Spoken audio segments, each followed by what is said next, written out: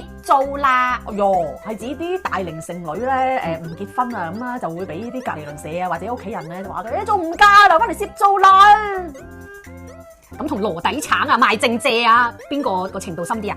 攝租鬧可能呢個侮辱性強啲嚇，即係話即係你真係嫁唔出啊！就而且咧就真係揾個角落頭病埋一邊啊！屋企嗰條租罅大啲啊，直接試埋佢啦，即係證明咧佢喺屋企佢係瘦嘅，證明佢喺屋企已經冇立足之地啦，要揾條罅嚟攝落去啊！咁賣剩蔗、籮底橙都好傷害都好大喎，但係始終食得嘛，係咯，佢只係賣剩啫，佢唔係唔食得啊嘛！哦，咁啊係喎，係喎，有市場係啊，多少有啲價值㗎嘛！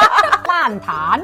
即係指嗰啲粗魯啊、魯莽啊，一個量詞咧就係條一條爛攤。老虔婆，哎呀呢個好冇禮貌啊係啊，呢個多少帶啲侮辱性質。不過鬧人都係侮辱㗎啦，係咯，鬧人仲要諗呢句説話會唔會好冇禮貌呢？鬧人會要優雅咁樣鬧人。嗱就係形容嗰啲咧比較討厭嘅年紀大嘅阿婆咯。